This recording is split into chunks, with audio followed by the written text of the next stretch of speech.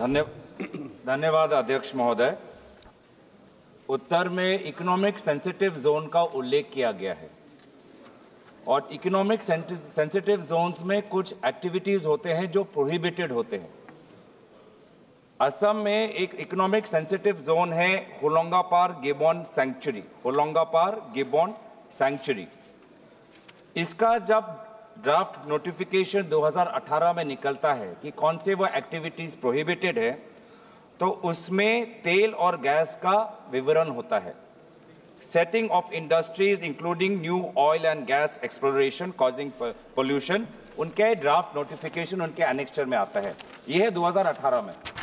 लेकिन 2019 में जब दोबारा फाइनल नोटिफिकेशन आता है कि इकोनॉमिक सेंसिटिव जोन होलोंगापार गिबन में कौन से वो प्रोहिबिटेड एक्टिविटीज है, तो तेल और गैस गायब हो जाता है। उसमें सिर्फ setting of industries causing pollution आ जाता है। ऑयल एंड गैस एक्सप्लोरेशन जो पहले एक्सप्लिसिटली मेंशन था, उसको हटाया जाता है। आप समझ सकते हो, अब उस होलोंगापार गिबन सैंक्चुरी में एक बड़ा तेल कंपनी वहां पर एक्सप्लोरेशन करना चाहता है। तो हम तो जानना चाहते हैं कि एक्सप्लोरेशन ये ऑयल और गैस नोटिफिकेशन से कैसे हटा, और हम ये जानना चाहते हैं कि अगर मानो तेल मिला तो तेल का तो एक्सट्रैक्शन करेंगे, तेल का तो प्रोडक्शन होगा। सेंट्रल पोल्यूशन कंट्रोल बोर्ड साफ साफ कहता है कि रेड कैटेगरी लिस्ट है on offshore extraction of oil and gas, red category list में आता है, जो इकोनॉमिक सेंसिटिव जोन में नहीं अलाउड है। तो मैं यही जानना चाहता हूं कि national board of wild life ने जब ऑयल प्रोडक्शन हो ही नहीं सकता, तो एक इकोनॉमिक सेंसिटिव जोन में वो ऑयल एक्सप्लोरेशन क्यों अलाउ कर रहे हैं? Thank you sir. माननीय सदस्य जी का जो सवाल है सर, जो मूल प्रश्न है वो फॉरेस्ट कवर असम में डिक्लाइन हुआ है, क्या हो रहा है, उसको लेकर है। अब आप माननीय सदस्य एक स्पेसिफिक इकोनॉमिक जोन की बात कर रहे हैं, इको सेंसिटिव जोन की बात कर रहे हैं, सो उसके बारे में डिटेल लेकर मैं बता दूंगा सर। लेकिन जहाँ तक डेवलपमेंट का सवाल है सर, हमारे देश के लिए खास करके नॉर्थ ईस्ट रीजन बहुत ही खास महत्व रखता है सर। वहाँ का डेवलपमेंट हम लोगों के लिए एक प्रायोरिटी है। मैं माननीय हाउस को बताना चाहता हूँ सर कि पिछले 11 साल सर जो हमारे नॉर्थ ईस्ट का डेवलपमेंट इंडेक्स है वो 8% हो गया है, और वो अपने नेशनल एवरेज इंडेक्स से बहुत ज़्यादा है sir. The development priorities for a country is also very important. और जो कुछ भी डेवलपमेंट के नाम पे, चाहे अपने इको सेंसिटिव जोन्स हों, फॉरेस्ट एरियाज हों सर, उसका एक नियम कानून, एक प्रोसीजर है सर। इसमें जो हम लोगों का वन संरक्षण संविधान अधिनियम 1980 है सर, उसमें स्पेसिफिक गाइडलाइंस प्रोवाइडेड है कि कोई भी डेवलपमेंट एक्टिविटी किस ढंग से की जाएगी, उसके क्या रूल्स फॉलो किए जाएंगे। अगर उससे हमारे फॉरेस्ट को या एनवायरनमेंट को कोई नुकसान होता है तो उसको मिटिगेशन के लिए क्या क्या प्रोसेस हम लोग करेंगे सर। Thank you sir. माननीय सदस्य महोदय, इस सदन में आज हम कैबिनेट मिनिस्टर भूपेंद्र यादव को मिस कर रहे हैं। अगर वो उपस्थित होते तो आज हमारे प्रश्नों का उत्तर मिलता। उनके पिता, अगर आज ये जब ये सवाल है, उनके पिताजी एक्सपायर हो गए, आज ये जब सवाल है तो उनको उपस्थिति होनी चाहिए। एक मिनट, एमओएस दे सकते हैं, पर आज वो उपस्थित क्यों नहीं है सर? एक मिनट, उनके वो उत्तर दे सकते हैं, पर एक मिनट, वेणुगोपाल जी, एक मिनट, गौरव जी, एक मिनट। उनके पिताजी एक्सपायर हो गए हैं, उनकी सूचना मुझे सदन में दे दी है, इसलिए राज्य मंत्री जवाब दे रहे हैं। अध्यक्ष महोदय, हमारी संवेदना उनके साथ है और उनके परिवार के साथ है।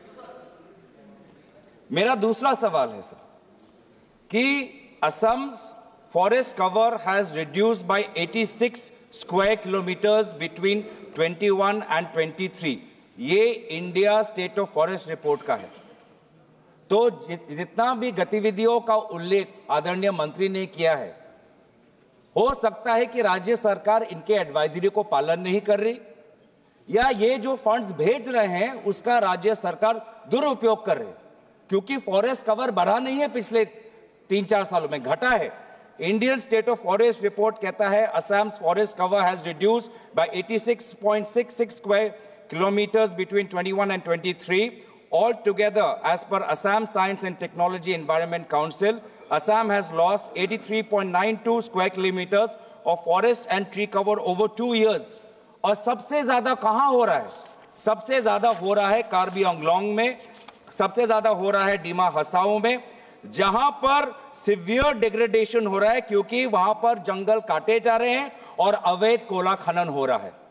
मैं जानना चाहता हूं सरकार से कि क्या ये जो फॉरेस्ट ज्यादातर कार्बी आंगलोंग और डीमा हसाओ में अवैध कोयला खनन के द्वारा घटे जा रहे हैं, क्या वहां पर सेंट्रल टीम जाएगी, क्या वहां पर इंक्वायरी बैठाएगी और डिस्ट्रिक्ट फॉरेस्ट ऑफिसर्स का क्या रोल रहा है, क्या उन पर इन्वेस्टिगेशन होगी?